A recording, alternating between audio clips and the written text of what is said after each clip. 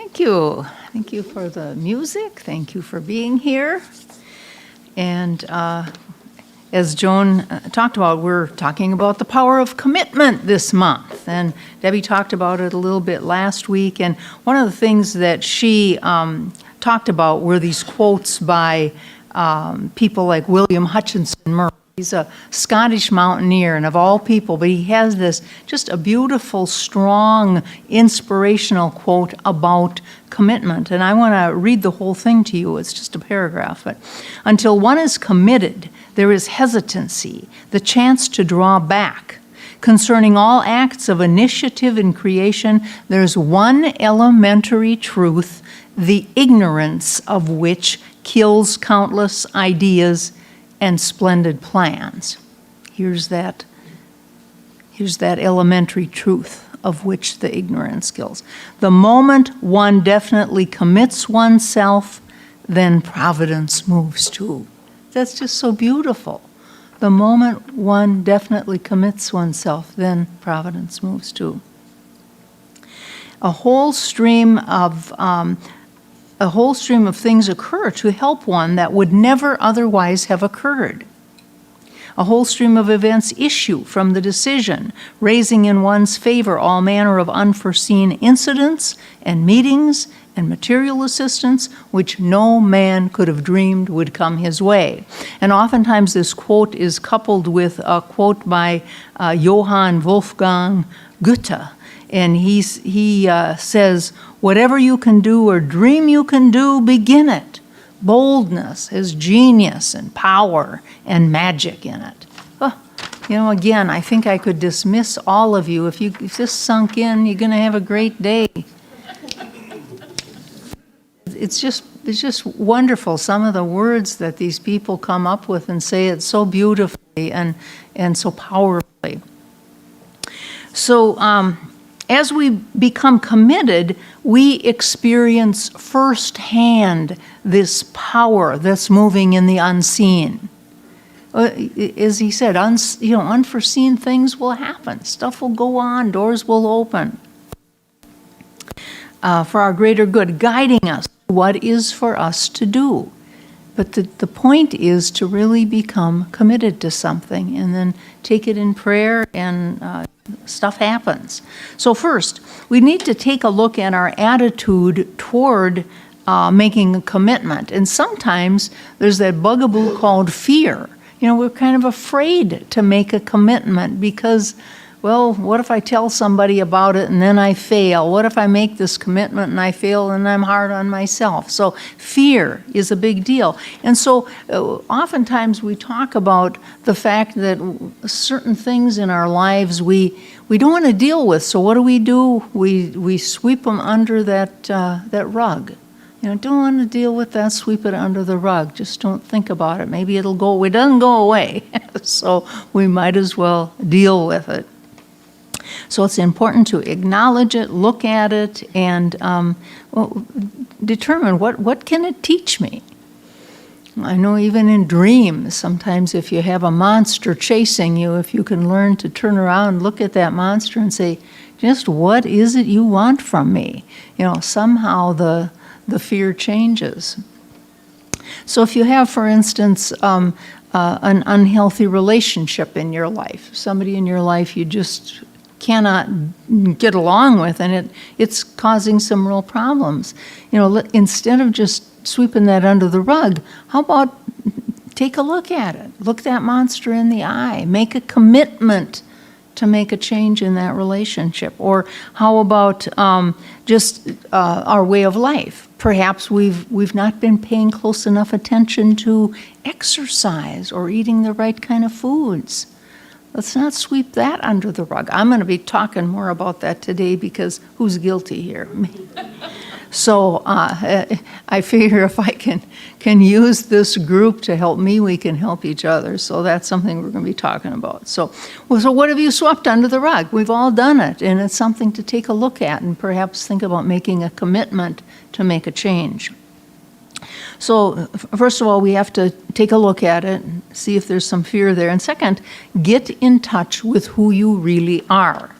And who does Ernest Holmes say we really are? He says, The highest and the innermost God are one God. He's reminding us that very power. I say this every time I get up here. That very power that created everything and everyone is the same power that experiences life in, through, and as its creation. We tell the prisoners that. There's a light within you. It might be covered up for a while, but it never goes away. We can unpeel those layers and let that light shine. So that's who we are. We are vehicles for that power that created everything to experience life in, as, and through us. So it's up to us to walk the walk, talk the talk, and live up to our commitments. And I think this is kind of what they were saying in this book this morning. Every result of your life is the evidence of your commitment. You can't really fool people about what you're committed to because of what's showing up in your life. Every result of your life is evidence of your commitment. Let's say you know somebody whose house is just spotless. I know people like this. They're terrible. You can go into their house anytime, nobody's planned it ahead. And, there's not a water spot on the spigot in the kitchen. It is. So they've made a commitment to keeping their house. That's important to them, to have that house look shiny clean. How about, again, go back to the health of the body. You see people who are in good shape, and you think, boy, that must be nice. Well, it's nice because they've made a commitment to exercising and to eating right. And some people, that they've done it. That is a commitment. And then there's others of us that, for me, my weight has gone like this over the years. I don't know how many pounds I've ever lost. Lots. And so this is something it's important to get a hold of, because our bodies, this is what we're given to move around in. And if we're not healthy, I think it puts us at a disadvantage to life in general. And how about healthy relationships? Some people just live with unhealthy relationships. Well, I don't talk to that sister because, that my mother-in-law and I haven't spoken for 5 years, or I go over there, but I stay out, or blah, blah, blah. We have these relationships, and maybe it's not important, and it's not important for you to make a commitment in that regard. But for a lot of us, especially with our relatives and people who are close to us, people that we work with, it's important to have a good relationship, and we can work on that by making a commitment. So a commitment isn't what we say we're committed to being or doing. It's not what we want to be committed to saying or doing. It's not what we think we should be committed to saying or doing. It is what we actually in real life are committed to, and it shows up. Our life is a dead giveaway, people know. And one of the ways we give it away is by our language, is what Joan was reading about this morning. We are committed, what you're committed to also shows up in what you say, the language you use, the words you speak. What comes out of your mouth is an indication of what you're committed to. So, very important. In this book, written by Douglas Yeaman and Noel McInnes, this might be a little repeat of what Joan read this morning. Commitments are initially most evident in your language, especially the language we use automatically without conscious forethought. All words have literal interpretation. Unconscious use of language tends to perpetuate unwanted experiences. If you consistently experience failure in any area, relationships, finance, jobs, listen closely to all the words that you use with reference to that aspect of your life. You will see how you participate in the creation of situations that do not work for you, and you will have the power to choose differently. We have the power to choose our words. So I have had this friend years ago. We worked with her at Kennard, and she would always say things like, "I'm such a klutz." What an affirmation to make. Mrs. a grown woman, what a klutz. And man, was she a klutz. I mean, she was always running into things, spilling things, because she was affirming, I am a klutz. And I mean, this is before I was brave enough to say, listen, Carol, let me tell you about what you're doing here. Remember Carol? She was always putting herself down. And we don't have to do that. It has an impact. And there are people who will say things like, I'm always broke. Why affirm that? I have a cold, I'll never get over it. The stuff comes out of our mouth sometimes. You just have to think, what am I thinking? And, we do it unconsciously, but something within us hears it and believes it. So we have to be very about our words. So I'm going to share two things with you. One, a commitment that, I think I've been making. I'm talking about the weight. And then I'm going to share another commitment to you and just show you how, when you're truly committed, how things can work. And when you're not really committed, how you keep, it's like walking on a treadmill. You don't get very far. So in the past, I've had that tendency with my weight. I gain it, I lose it, I gain it, I lose it. Typically, I'm pretty principled with my exercise. Very rarely do I go long periods of time without being on kind of a regimented exercise program. Because when I don't do it, I can notice it right away in my thinking. I'm a little grouchier. I'm a little testier. I don't have the energy. I don't have the energy, so I don't exercise. I don't exercise, so I don't have energy. It all kind of is snowballs. So this time, I'd gone on vacation to see my sister in Arizona in March. And of course, for the week before I went there, I couldn't exercise or diet because really, all the stuff I had to do, who has time? So you're on vacation. Well, we didn't really watch what we ate or drank there. We just had a good time. Then we come back. Well, I had so much to do because I missed a week. So I was couldn't possibly do my physical therapy or exercise or, and then, you might as well just grab the bowl of Cheerios when you can. And yeah, just kind of got the best of me.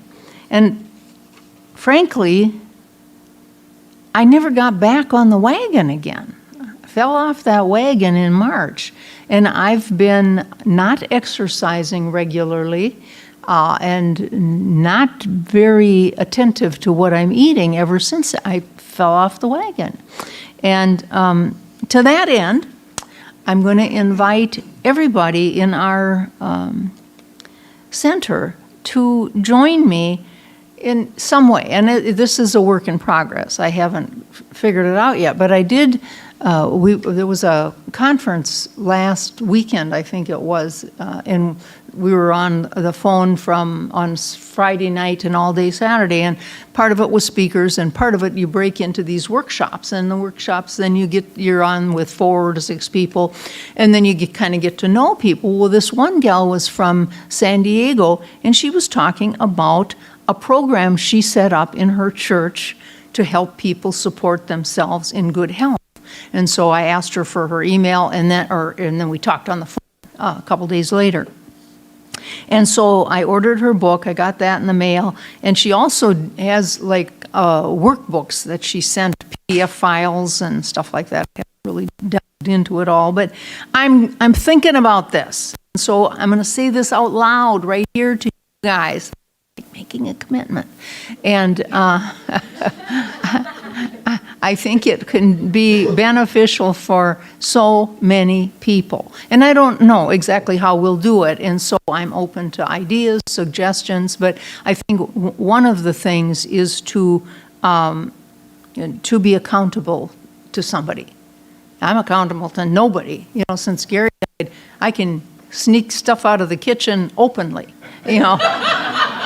And he was pretty good at, he was he made nice big meals, and they weren't always the most healthy things, but it wasn't snacking. Like, I just couldn't walk out in the middle of the afternoon and eat my Cheerios. I mean, that wouldn't have been acceptable, because he was always afraid I was going to ruin my appetite, which I never did, but he was always concerned. But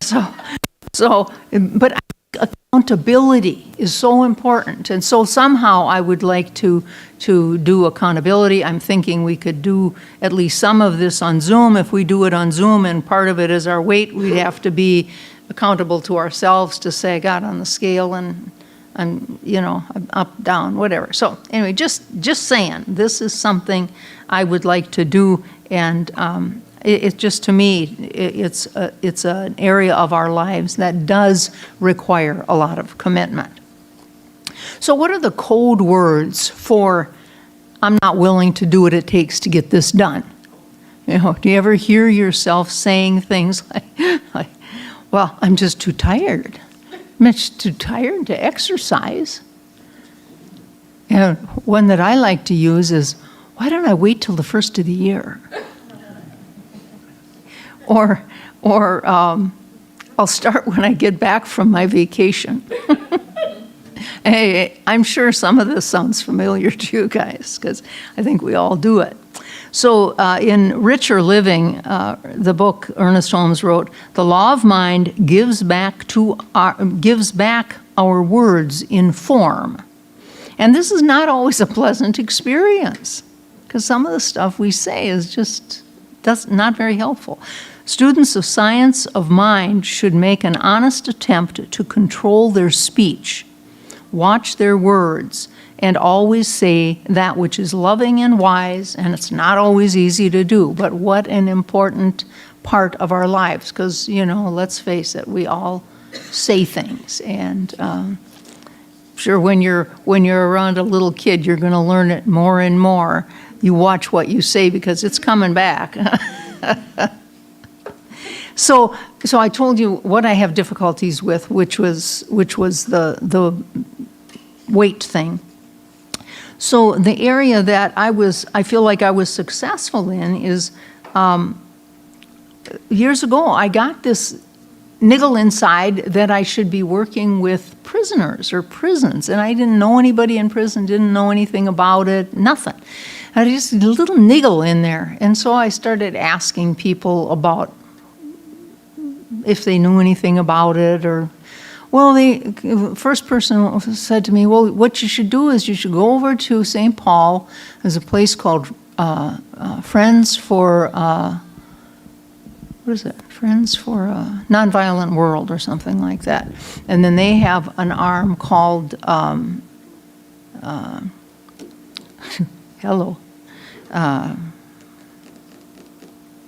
for nonviolence. It's a program for nonviolence.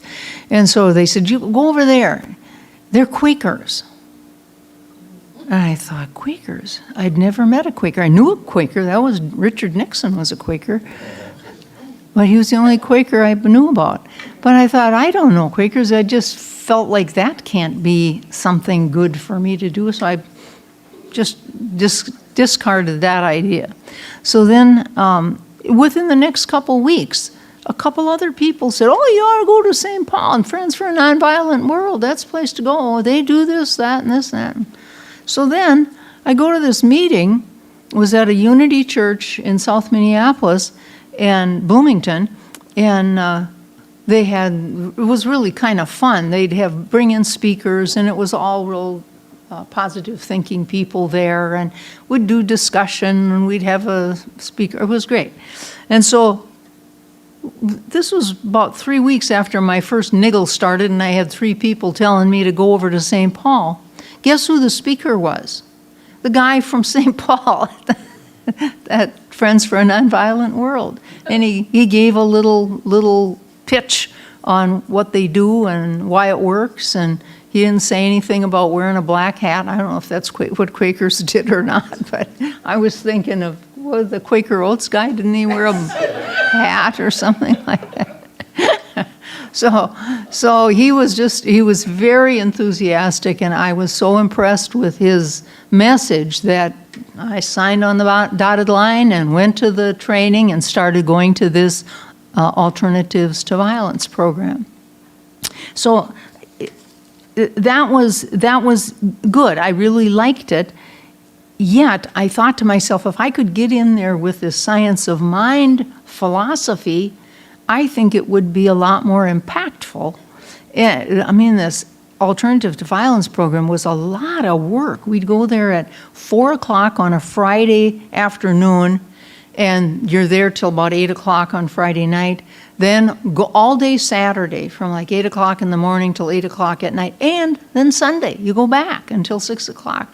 And I was just exhausted. It was, and it was kind of one of those experiential things where you kind of figured it out as you went along. So it was a lot of work. And I just thought, I think if I could just go in with the science of mind philosophy, it wouldn't feel like it was that much work. And to me, I thought it would be more effective because we weren't really allowed to say too much about spirituality. We could say the stuff about the light within. And that, to me, went a long way. And I would repeat that whenever I could, because I thought if they could get anything out of this, they could know that. That would be a start for them. So anyway, I at one point I thought I can't do. As a matter of fact, I got a shock from my defibrillator one time when I was there. I was mad at, I call him Twinkle Toes. He was, when we were trying to figure out what our next session was going to be like, or we'd be sitting around a table, brainstorming, trying to figure out who's going to do what and what are we going to use, and do we need some things out of our files and whatever. And we get this guy, and he was counting his steps. This was before anybody was counting steps, and I don't think he had a Fitbit. I think he was just counting. And so instead of sitting at the table, what was he doing? He's pacing around, counting. He's making me crazy. And then he says to me, "Would you mind taking me to the dance that I go to after this is over?" I'm just about dead on my feet anyway. And I'm like, I think, how do you say no? I didn't know how to say no. But we get outside, and there's like this much snow out there that we weren't in a windowed room. We didn't see that. It was that much snow. So we're out there, and we had all driven over with one of the women. We had parked our cars at her house, and she had driven this van over. So we're out there, with the brushes getting the snow, and all of a sudden, zap, and I'm on my butt. My defibrillator just knocked me, and I thought, well, I didn't have to take him then. He let me off the hook. So but that's a lot of hard work. So anyway, I quit doing that for a while. And then I kept trying to think of how to get in there. So I'd call people at the prisons trying to say, well, I know you've got people that come in and talk to the prisoners. And, I've got this science of mind, this kind of a new thought, a little bit different view on spirituality. I think it would be really slammed door. I mean, got nowhere. And it was kind of discouraging. So then a friend of mine had a friend whose son was in Oak Park Heights, and she said, "Why don't you go visit him? I think it would be good for him to talk to you. Just talk to him as a minister," and he was quite spiritual. And so I went and talked to him, and we were having this great spiritual discussion, and he said, you ought to talk to our chaplain. She's really nice. I'm like, a nice chaplain? I had not met one. And so I was intrigued. And so I ended up giving her a call, and she was nice. She was wonderful. And she was the chaplain at Oak Park Heights. And so she got us in there. And so we started doing a small group at Oak Park Heights. And then she got transferred to Lino Lakes. And Lino Lakes is a little bit more conducive for stuff like this. They have a lot of teaching stuff and classes that these go through. And a lot of times, Lino Lakes is their last stop before they get out on parole or probation or whatever. And So it was just a godsend to get to know her, and she opened the door to Lino. So then we were in Oak Park Heights, we were in Lino, and she happened to be a good friend of the chaplain at Stillwater, who was a great guy too. So then we got into Stillwater. So that is how that worked. And one of the things what we did before we got, for instance, into Lino, we did a workshop. Anybody could come to this workshop, and the workshop said, here's kind of what we're going to offer in our circles if you'd like to do this. So it was a lot, it took some, but I was committed to it. I was kind of on fire to do it. It was, there was no doubt about this was a real calling for me. So we did that and began the spiritual circles, and providence moves when you get fully committed, no doubt about it. So this morning I would just encourage you to think about what you're committed to and think about the language you use around various things in your life, because sometimes we're unconsciously saying some things that are probably pretty potent.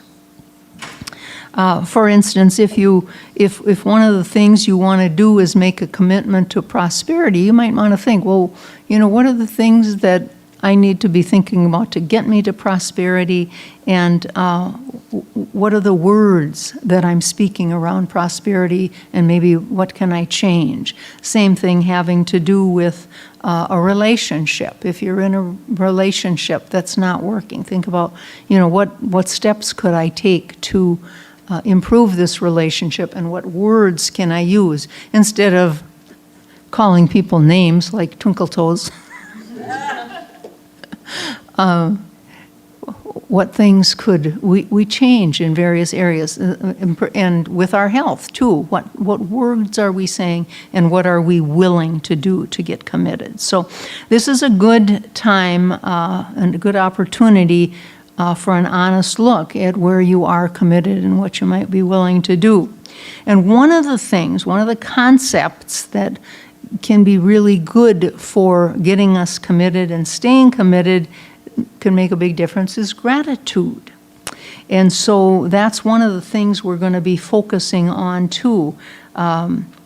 There's a guy by the name of Meister Eckhart. Many of you have heard of him. He's a theologian, philosopher, mystic. He was born in 1260, so a long time ago. But he said, if the only prayer you ever say in your life is thank you, that would suffice. Pretty powerful words.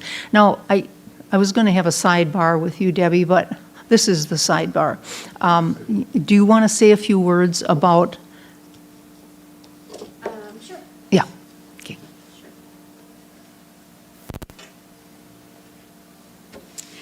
Our sister community in Carlsbad every year does a gratitude journal, and it's 40 days. And what this journal does is it provides some quotes, and the request is every day to put down 10 things you're grateful for. 10. And yes, you can repeat if you have to. But there's little quotes throughout it, and they had some of these left from last year, and they sent them to us. So if you're ready to make a commitment to gratitude, it's about 40 days from Thanksgiving right now. Isn't that scary to think? But it's true. It's about 40 days. So if you'd like a journal, please come up to the prayer table and take one. But it's a commitment, right? 40 days, that's 400. 400 gratitudes. And I'm sure we can all tick them off right now, but break it into 10 a day. And then come back and let Reverend Joanne and I know how you liked them, because if you like them, we'll have our own next year. All right. Okay? Thank you, Debbie.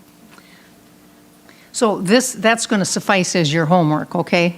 To go ahead and get started on that, make a commitment to do this gratitude journal. And people that do gratitude journals, I think, that just gets a step in the right direction.